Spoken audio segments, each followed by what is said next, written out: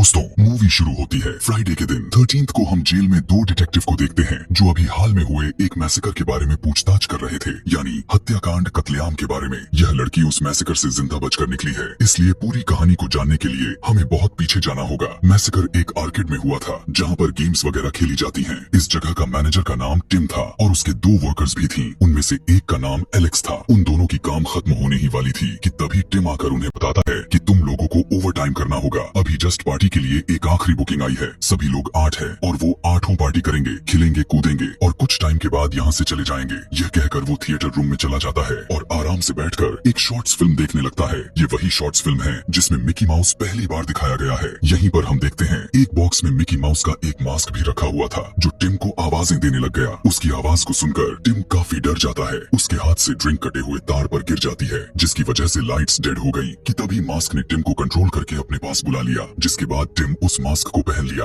और अब ये किलर मिकी माउस बन जाता है, यानी पागल मिकी माउस। मास्क को पहनते ही उसके अंदर ताकतें भी आ गई। उसकी पावर यह थी कि वो गायब होकर एक जगह से दूसरी जगह तक जा सकता था। इसी बीच एक वर्कर को लगा कि टिम घर जा चुका है, इसीलिए वो भी चली गई। अब यहाँ पर पूरा आर्केड अकेली एलेक्स संभाल रही थी। बैठे बैठे एलेक्स बोर हो रही थी, इसीलिए मन बहलाने के लिए एंजॉय करने लगी कि तभी फोन बजने लगता है और जब उसने कॉल रिसीव किया तो कोई नहीं बोलता। असल में देखा जाए तो टिम यानी मिकी उसके साथ खेल रहा था। उसे सिटी बजने की आवाज सुनाई देने लगी जिसका पीछा करते हुए वो मिकी तक पहुंच जाती है। वहां जाकर एलेक्स देखती है कि मिकी जंजीरों से दरवाजों को लॉक्ड कर रहा था। उसे देखकर एलेक्स वापस भाग गई कि तभी वो हैरान हो गई क्योंकि उसके दोस्तों ने यहाँ आकर उसे सरप्राइज दे दिया था। ये वही 8 दोस्त हैं जिस बुकिंग को टिम ने एक्सेप्ट किया था। दरअसल इन्होंने एलेक्स के बर्थडे पार्टी के लिए बुकिंग की थी। हालांकि एलेक्स का बर्थडे आने में कुछ दिन बाकी थे, लेकिन दोस्त होने के नाते इन्होंने ऐसा किया और इन्हें काफी मस्ती भी करनी थी। और जिसने इस पार्टी को अरेंज की उसका नाम मार्कस था क्योंकि मार्कस बचपन से ही एलेक्स को काफी पसंद करता है और मार्कस के साथ साथ उसके बाकी के दोस्त भी एलेक्स को काफी पसंद करते हैं। कुछ टाइम गुजरता है और मार्कस के 2 दोस्त फिल्म देखने जा रहे थे। जाते समय उनमें से एक दोस्त यह कहकर जाता है कि I will be right back, मैं वापस आ जाऊंगा। उसकी इस बात को सुनकर मार्कस हंसने लगता है क्योंकि हॉरर मूवी में ऐसा नहीं बोलना चाहिए, क्योंकि देखा जाए तो हॉरर मूवी का रूल्स है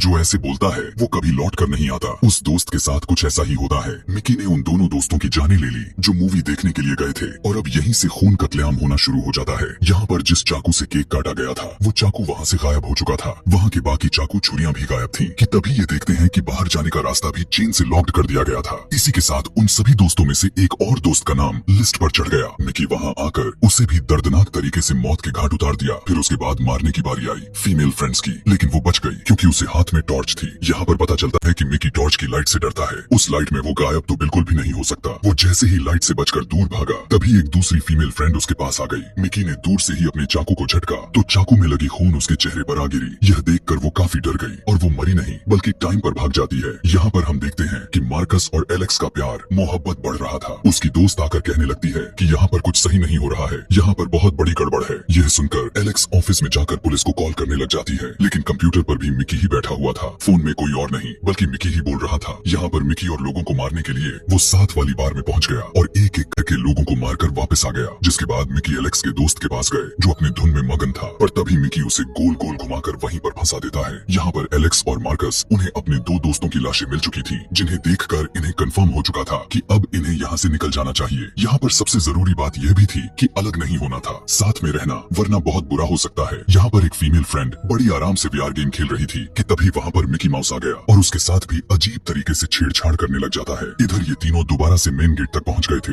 लेकिन मिकी वहाँ पर पहले से बाहर खड़ा था। यह देखते हुए ये सभी प्लान बनाते हैं कि अगर फायर अलार्म किसी तरह से बजा देंगे तो बिना फोन किए हुए वे सभी आ जाएंगे और हम सभी के सभी बच जाएंगे। लेकिन प्लान बनाते ही ये सभी अपना अलग ना होने वाला रूल्स को भूल जाते हैं और सभी अलग हो जाते हैं और एलेक्स भी इनसे अलग हो गई थी। वो जल्दी से जाकर अलार्म बजा तो दिया, लेकिन उसके सामने ही मिकी ने उसके एक दोस्त का गला काटकर काफी दर्दनाक तरीके से मौत के घाट उतार दिया। इसी बीच मार्कस भी माइक में बोलने लगा था कि ऊपर छत की तरफ भागो, फायर ब्रिगेड आती ही होगी। यह सुनकर 2 दोस्त ऊपर की तरफ भागने लगे, लेकिन उनके रास्ते में आकर मिकी ने उसके टांग पर कट मार दिया और दूसरी दोस्त की तो जाने ही ले ली। इतने में एलेक्स इन दोनों के पास वापस आ चुकी थी और यह सभी सोच ही रही थी कि आगे हमें क्या करना है कि तभी बाहर जाकर मिकी फीमेल फ्रेंड को मारकर मौत का नींद सुला देता है। एलेक्स ने किलर को काफी पास से देखा, इसीलिए अब वो समझ चुकी थी कि किलर टेलीपोर्ट तो हो सकता है लेकिन फ्लैशलाइट में नहीं। अभी ये सभी सोच ही रहे थे कि आखिर क्या किया जाए, तभी वहाँ पर मिकी आ जाता है। उसे देखकर एलेक्स का दोस्त काफी कॉन्फिडेंस में उसके पास गया, यह सोचकर कि वो बातों से मामला सुलझा डालेगा, लेकिन मिकी ने उसकी भी जान ले ली कि तभी एलेक्स ने मिकी पर टॉर्च मार दी। लेकिन इस बार मिकी ने कुछ अलग करके दिखाया। भागने की बजाय वो हमला करके उसने टॉर्च की लाइट को रेड कर दिया और एलेक्स की गर्दन धड़ से अलग कर दिया। और देखा जाए तो यहाँ पर सबसे बुरी मौत एलेक्स की हुई है और मिकी जो बचे कुचे दोस्त हैं वो उन्हें भी नहीं छोड़ने वाला। और यहीं पर ये दर्दनाक वाली कहानी खत्म हो जाती है। इस कहानी के अगले पार्ट में हम जानेंगे कि आखिर वो लड़की कैसे बच गई थी जिस लड़की के साथ जेल में 2 डिटेक्टिव पूछताछ कर रहे थे। Thanks for watching.